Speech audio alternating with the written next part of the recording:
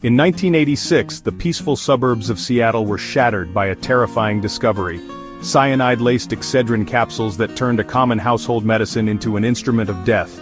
What began as an ordinary day quickly spiraled into a nightmare, as families who trusted their medicine cabinets suddenly found themselves at the center of a chilling crime. A simple remedy for headaches, something millions relied on, had become a murder weapon.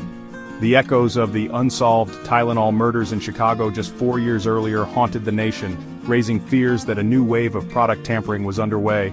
The sense of safety people felt in their own homes was suddenly gone. Panic spread rapidly through the community.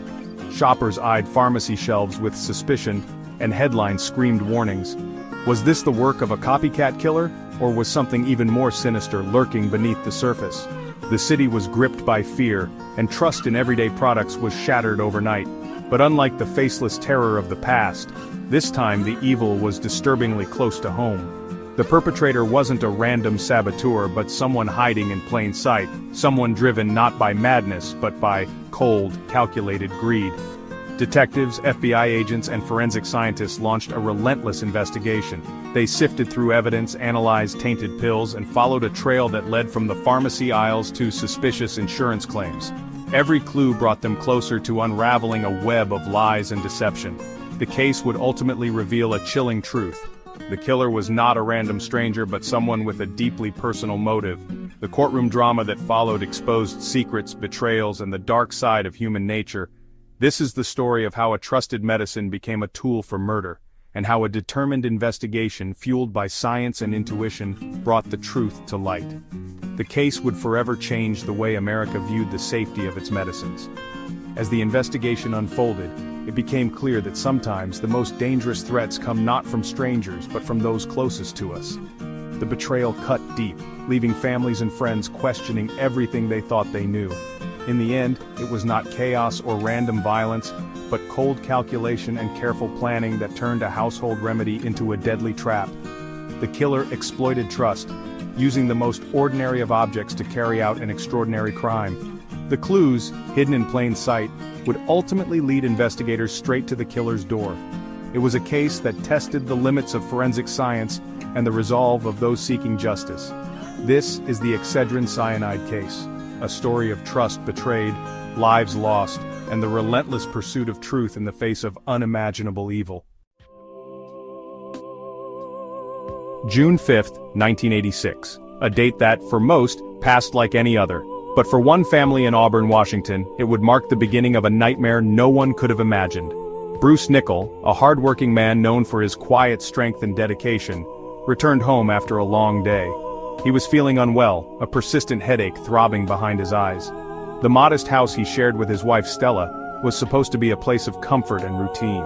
Hoping for relief, Bruce reached for the familiar green and white bottle of Excedrin. He took 4 capsules, trusting the medicine he'd used countless times before.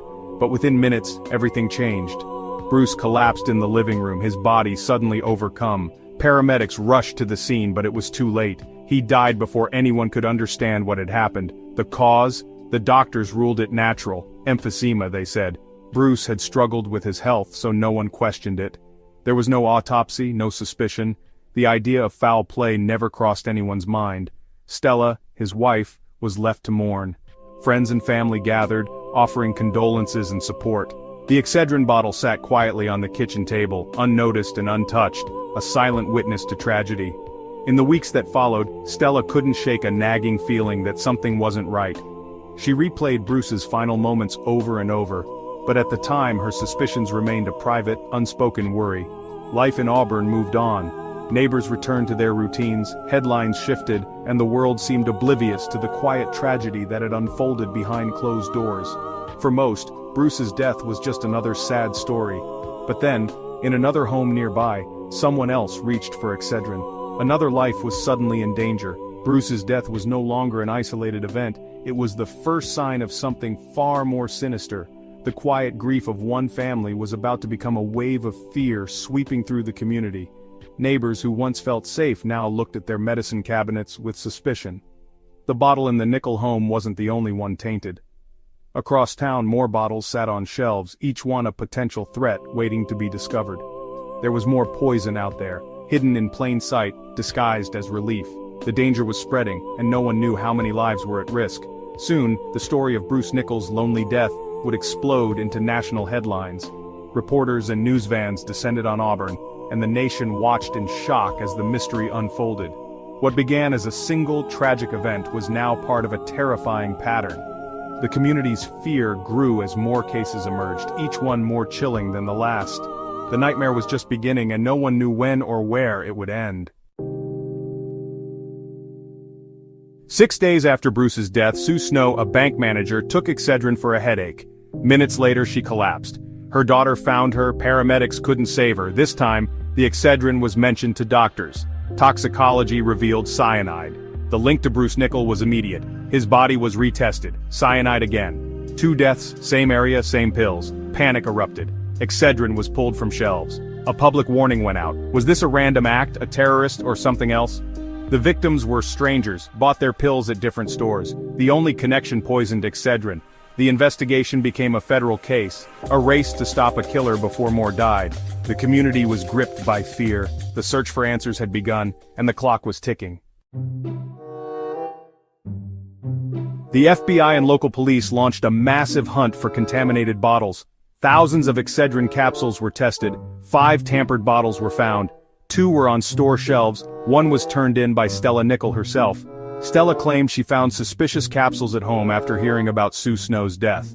Lab tests confirmed her bottle was poisoned. At first, Stella seemed a helpful, grieving widow, possibly a third intended victim.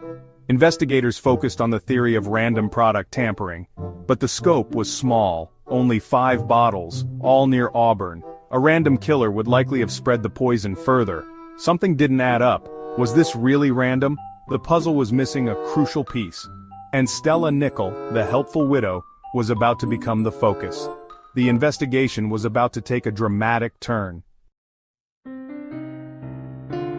Stella Nichols played the grieving widow well, cooperative, vocal, and always mentioning money troubles.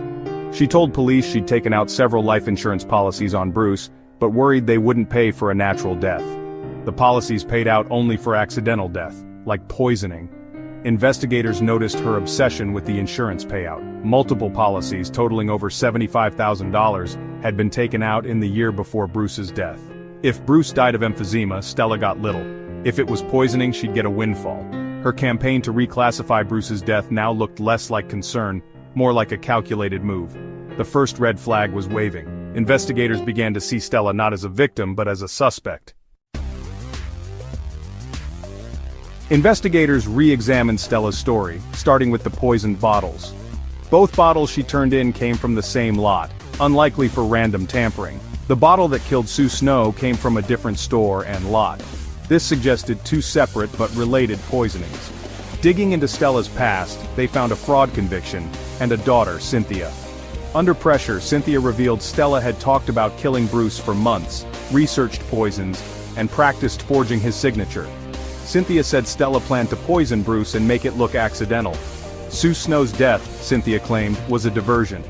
Stella planted other poison bottles to create the illusion of a random killer. The motive, insurance money; the method, cyanide-laced capsules; the plan, make Bruce's death look like part of a larger crime. The truth was unraveling. Stella's web of lies was coming apart.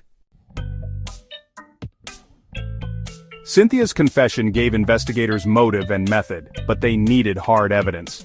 The FBI lab found all the cyanide in the tampered bottles was identical. Tracing cyanide sales, they found a local purchase for algae control. Microscopic analysis of the capsules revealed green crystals, an algicide, not part of Excedrin or commercial cyanide. The algicide was a unique contaminant, a forensic signature. If Stella had access to this specific algicide, it would be the smoking gun. Investigators checked the store where the cyanide was bought. It also sold aquarium supplies. The pieces were falling into place. The science was closing in on Stella. The evidence was mounting. With a warrant, investigators searched Stella's home. No cyanide, but they found a fish tank and a container of algae destroyer, the same brand as the green crystals. Lab tests confirmed the algicide matched the contaminant in the poisoned capsules. Books on poisons and evidence of a grinder, used to powder the cyanide, were also found. Handwriting experts linked Stella's writing to the cyanide purchase form. Motive, means, and opportunity were all established. The unique forensic link, the algicide, placed the poison in Stella's hands. Her plan to stage a random poisoning had failed. The smallest details, green crystals, a signature, had unraveled her scheme. The case was airtight. Stella Nickell was about to face justice. The perfect murder had been undone by science. In 1988, Stella Nickell was convicted of 2 murders under the newly enacted federal product tampering laws, a landmark case that sent shockwaves across the nation. Her trial was closely watched, as it marked one of the first times these laws were used to bring a killer to justice. The judge handed down a staggering 90-year prison sentence, ensuring that Nickell would spend the rest of her life behind bars. The courtroom was tense, with families of the victims and members of the public looking on, hoping for closure. Her greed and deception not only cost 2 innocent lives, but also shattered the sense of safety in her community.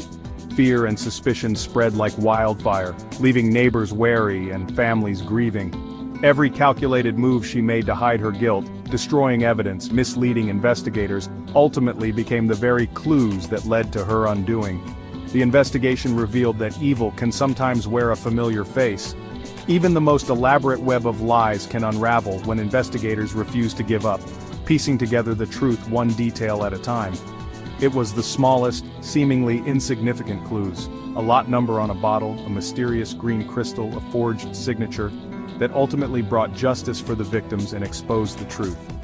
This story is a chilling reminder that sometimes the greatest threats come not from strangers, but from those we think we know best. Trust can be shattered in an instant, leaving lasting scars. The relentless pursuit of truth, driven by science, persistence, and the dedication of investigators, finally exposed the darkness lurking behind the headlines and restored a measure of justice.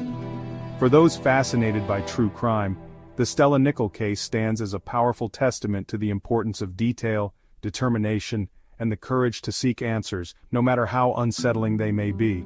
Subscribe for more stories where the truth is stranger and darker than fiction, and where justice is found in the most unexpected places.